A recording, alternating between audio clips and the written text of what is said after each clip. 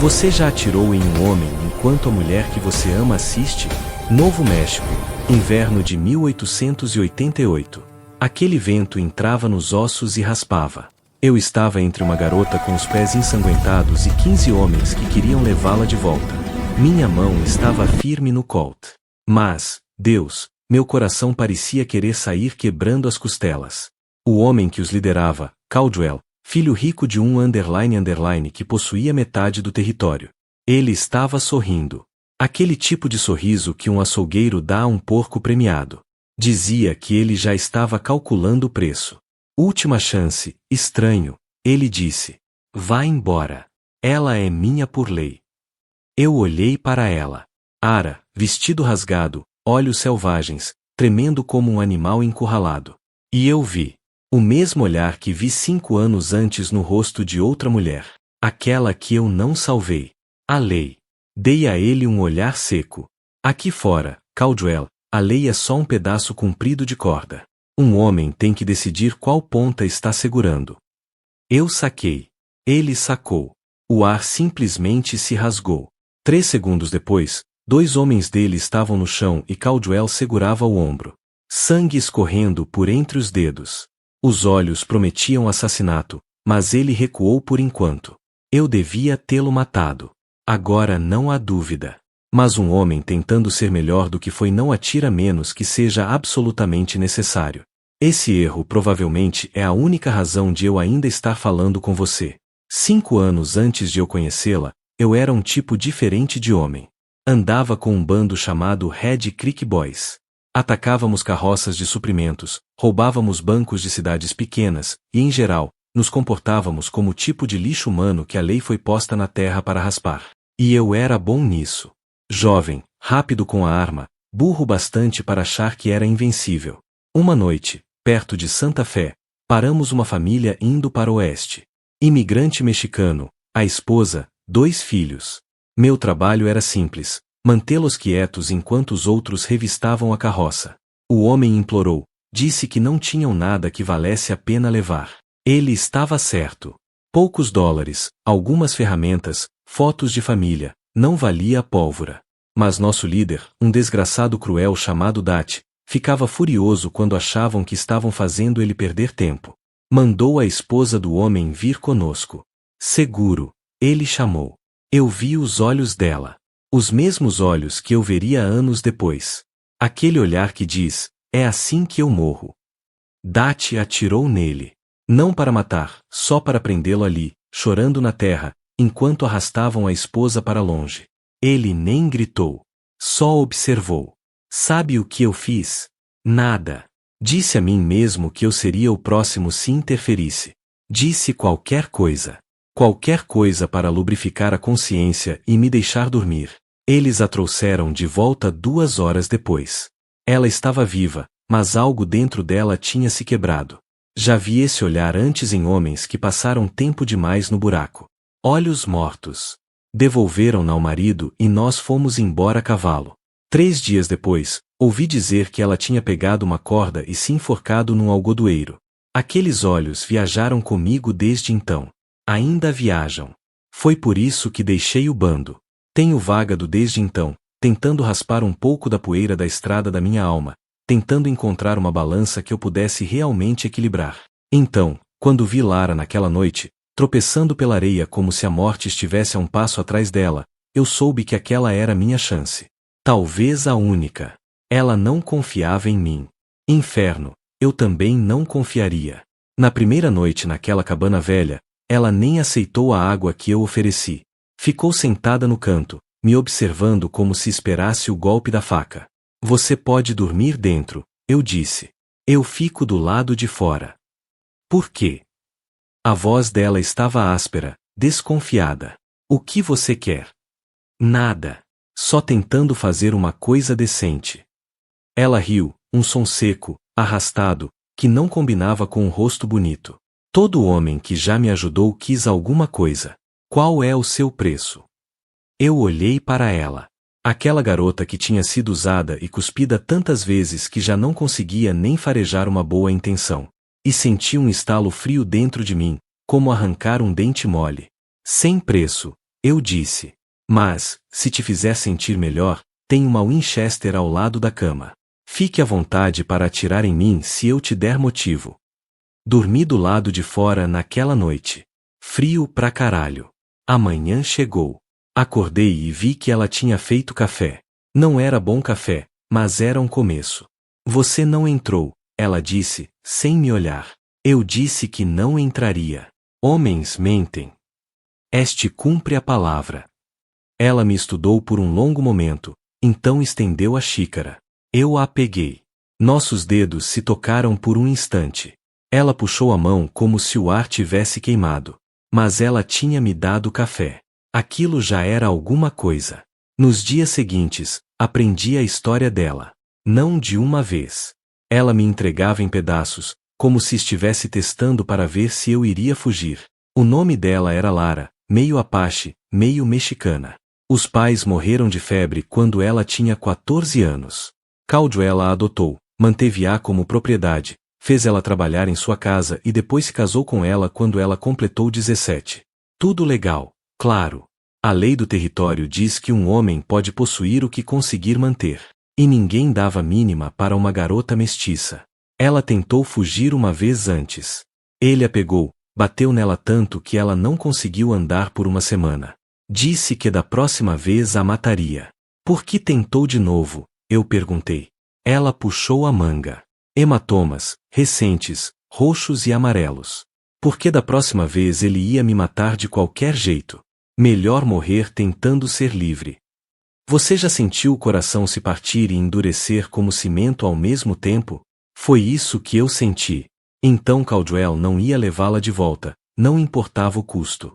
Vou te ensinar a atirar, eu disse. Por quê? Porque se eles voltarem, você precisa se proteger. Não pode contar comigo estando lá toda vez. Ela assentiu devagar. Não quero ser um peso. Você não é, mas pode ser uma parceira.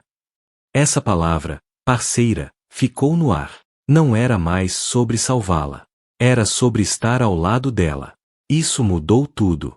Passamos a semana seguinte treinando. No começo ela era desajeitada, se encolhia toda vez que a arma disparava. Mas aprendeu rápido. Determinada. Tinha aquele olhar nos olhos, não mais medo, mas algo mais duro, algo que dizia nunca mais. Uma noite, depois do treino, sentamos perto do fogo. Ela estava limpando a Winchester e eu a observava. O jeito como o cabelo caía sobre o rosto, o pequeno sorriso quando acertava o mecanismo. Ela ergueu o rifle um pouco, bloqueando a luz do fogo. Existe algum motivo para você estar me olhando assim, como se estivesse vendo através de mim? Estou. Está. Agora. Ela me encarou. Por quê? Porque você me lembra alguém que eu não salvei.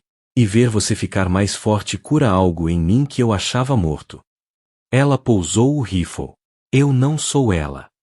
Eu sei. E não sou sua para salvar. Eu sei disso também. Então o que eu sou? Eu não tinha uma resposta.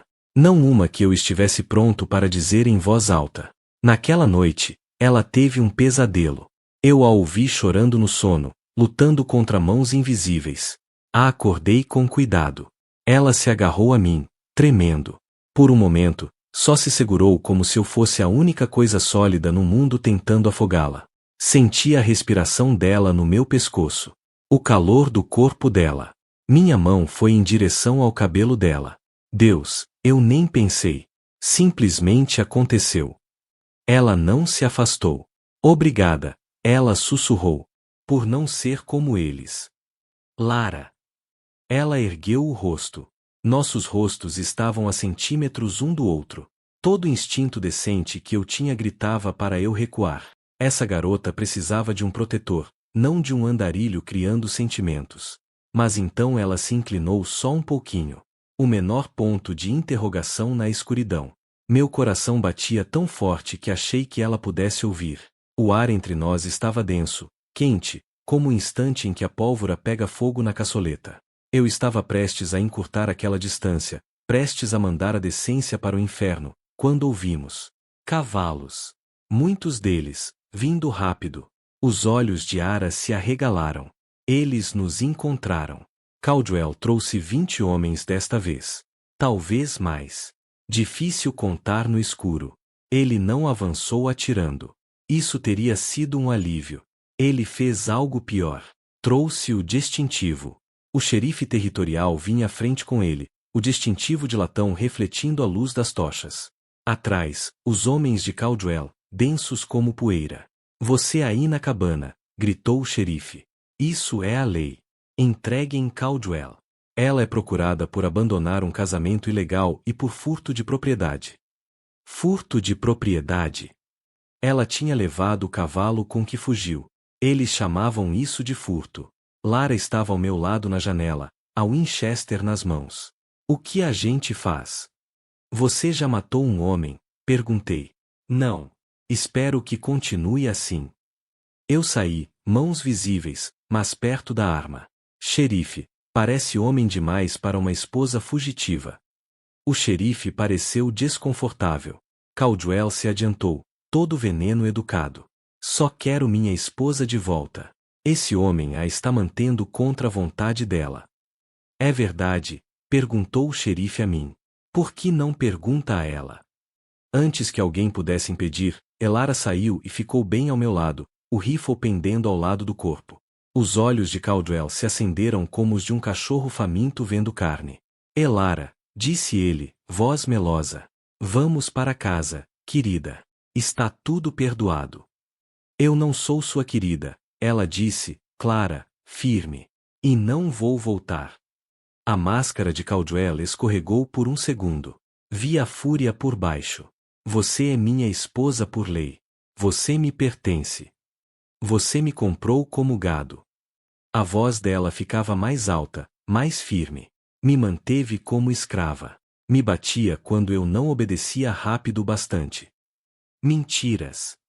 Você matou Maria Reich há 3 anos. As palavras explodiram dela. Outra garota que tentou fugir. Chamaram de acidente, mas eu vi os hematomas no pescoço dela. O xerife se endireitou. Isso é verdade, Caldwell. Mulher histérica fazendo acusações. A voz de Caldwell ficou fria. Xerife, vai fazer cumprir a lei ou não? O xerife parecia ter engolido um punhado de cinza velha, mas assentiu. A moça tem que voltar. É a lei. Senti a tensão ao meu lado, senti o dedo dela se mover em direção ao gatilho. Ela não vai a lugar nenhum, eu disse. Caldwell sorriu. Então você está obstruindo a justiça. Xerife, prenda este homem ou atire nele. Tanto faz. O xerife levou a mão à arma. Os homens de Caldwell também. Fiz as contas. 20 e tantas armas contra 2. A cobertura era boa, mas as chances eram suicídio puro. Mas às vezes você não tem chances. Só tem a escolha do que vale morrer. Última chance, estranho, disse o xerife. Não piore as coisas. Engraçado, respondi. Tenho tentado ser um homem melhor, tentando compensar coisas que fiz. Mas agora estou pensando que talvez o velho eu soubesse algo que eu esqueci. O quê? Que alguns homens simplesmente precisam morrer. Eu saquei. Não para matar o xerife. Ele era um homem decente numa situação ruim. Atirei na tocha da mão dele, depois coloquei 2 balas no chão, na frente do cavalo de Caldwell. O animal empinou, relinchando. A próxima é pra valer, gritei. Quem subir esse morro tem que estar pronto para morrer. Eles recuaram por enquanto. Mas a voz de Caldwell ecoou em costa acima. Tudo bem, então. Vamos fazer do jeito difícil. Xerife, você é minha testemunha. Este homem acabou de agredir a autoridade. Atire nele no local. Enquanto recuavam, Caldwell olhou para nós mais uma vez. Mesmo no escuro, eu vi o sorriso. Se eu não posso tê-la, ele gritou, ninguém vai. Queimem eles, rapazes. Eles começaram pelos vizinhos. Observamos da cabana enquanto incendiavam o celeiro do velho Henderson. Ele tinha nos dado água uma vez, disse que não gostava dos negócios de Caldwell. Agora o trabalho de uma vida inteira estava queimando. Isso é culpa minha, Lara sussurrou. Não, eu disse. É toda dele. e minha por tê-lo deixado vivo quando tive a chance. Ela me olhou, a luz do fogo refletindo nos olhos. Você acha que devia ter matado? Acho que misericórdia é uma bala que você não pode se dar ao luxo de desperdiçar, e nós estamos quebrados. Eles nos cercaram por 3 dias. Não atacaram, só esperaram. Queimando prédios, atirando em qualquer um que tentasse se aproximar, nos deixando morrer de fome. Na terceira noite, a Lara e eu estávamos fazendo um inventário. 2 dias de água restantes, munição acabando. Nenhuma saída que não fosse através deles. Podemos correr, ela disse. Tentar romper a noite. Eles nos caçariam no deserto aberto. Pelo menos aqui temos terreno alto. Então morremos aqui. Eu olhei para ela. Essa mulher que lutou tanto por um único sopro de liberdade, eu simplesmente me recusava a aceitar esse fim. Não, não, eu disse. Nós lutamos. E se morrermos, morremos livres. Ela assentiu devagar. Então estendeu a mão e pegou a minha.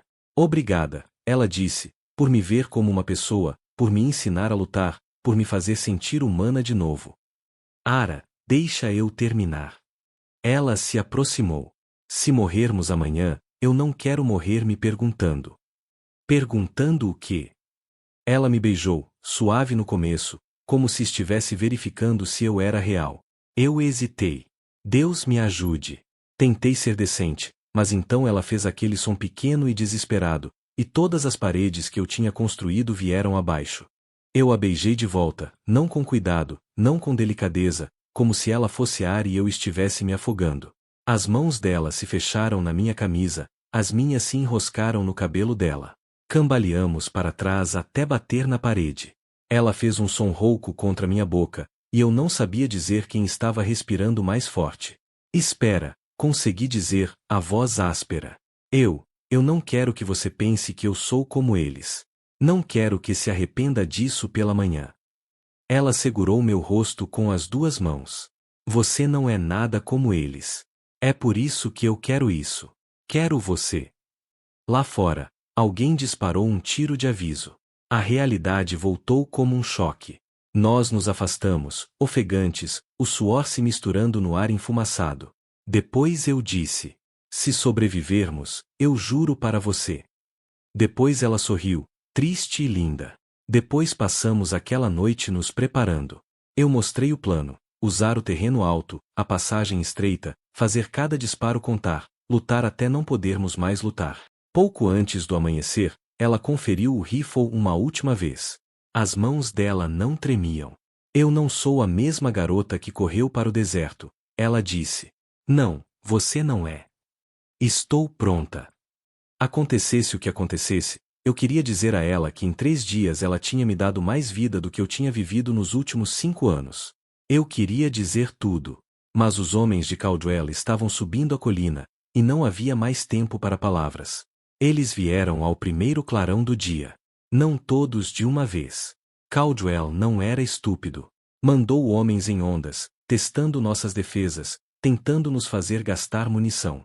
Eu atirei. Trabalho lento, feio. Mirei no centro do peito e apertei o gatilho. Acertei um homem no ombro. Ele rolou morro abaixo. Ara atirou em seguida. Errou, mas perto o suficiente para fazê-los pensar 2 vezes. Firme, eu disse a ela. Respira. Aperta. Não puxa. O próximo tiro dela arrancou o chapéu de um homem. Ele correu para se esconder, xingando. Tentaram os flancos depois. Eu já esperava isso. Empilhamos pedras para bloquear as linhas de visão. Derrubei mais 2 antes que recuassem. Eles estão com medo, disse Ara, surpresa. Bom, homens com medo cometem erros. Mas Caldwell não estava com medo. Estava furioso. Queimem tudo, ele gritou. Não me importo com a cabana. Toquem fogo em tudo. Começaram a jogar tochas. A madeira seca pegou fogo rápido. A fumaça encheu a cabana. Temos que nos mover, eu disse, tossindo. Recuamos para a última posição defensiva, um afloramento de rocha atrás da cabana. Aquela era nossa resistência final. Os homens de Caldwell avançaram, direto morro acima, atirando sem parar. Eu continuei atirando. 3 homens no chão. 4. O Colt fez clique, vazio. Troquei para o rifle. Lara estava ao meu lado, atirando, recarregando, atirando de novo. O rosto dela estava duro. Sem medo, só determinação. Uma bala raspou minhas costelas. Foi como bater num ferro de marcar em brasa. Continuei atirando. Outra bala estilhaçou a rocha ao lado da cabeça de Ara. Lasca de pedra cortou a bochecha dela. Ela nem piscou. Então o próprio Caldwell começou a subir a encosta. Chega! Ele gritou. A Lara, isso acaba agora. Venha comigo ou começo a matar todo mundo no território que já te ajudou. Ara se levantou, o rifle apontado para o peito dele. Você me quer? Ela gritou de volta. Então venha me pegar. E ele veio. Subiu a colina caminhando, arma na mão, com aquele sorriso dele. Você não tem coragem, ele disse. Você é só uma. Ela atirou. A bala pegou no ombro dele, girando o corpo. Ele caiu pesado, a arma voando da mão. Por um momento, tudo parou. Os homens dele congelaram. Caldwell olhou para Ara com puro choque. Ela caminhou até ele, rifle firme. A voz dela era gelo. Você disse que eu pertencia a você, que eu era sua propriedade. Ela engatilhou outra bala.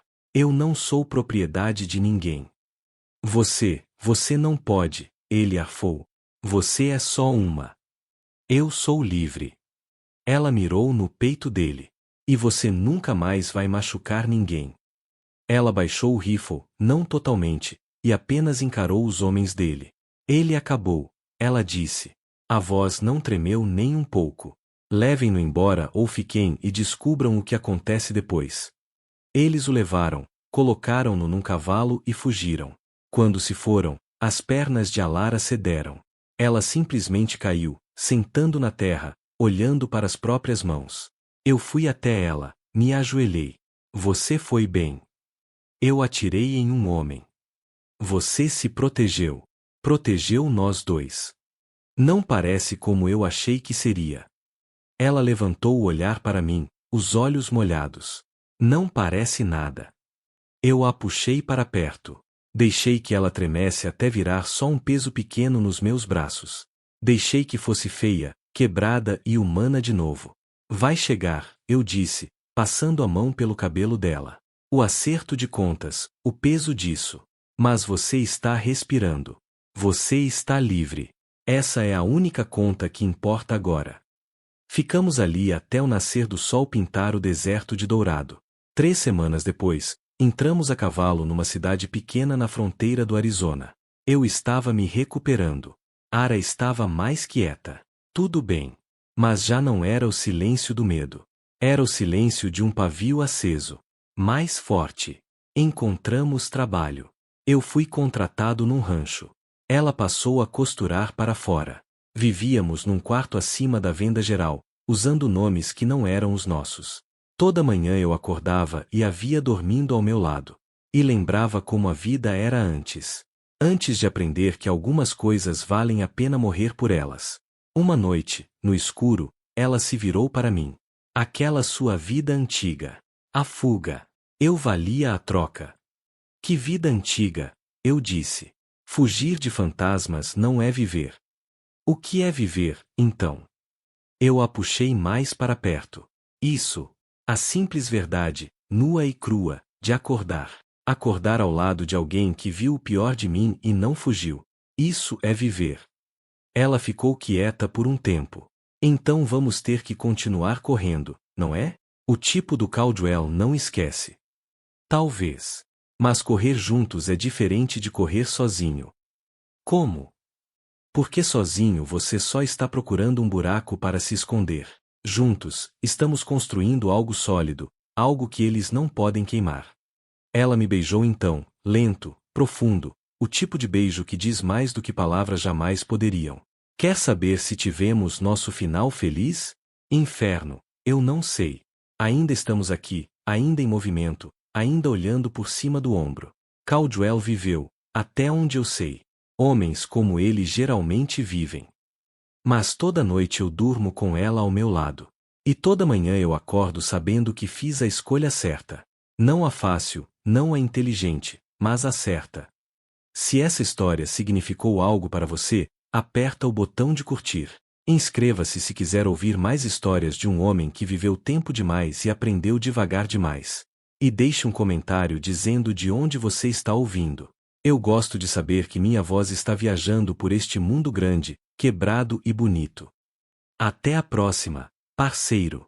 Cavalgue seguro, ame com força e nunca deixe os desgraçados dizerem quanto você vale.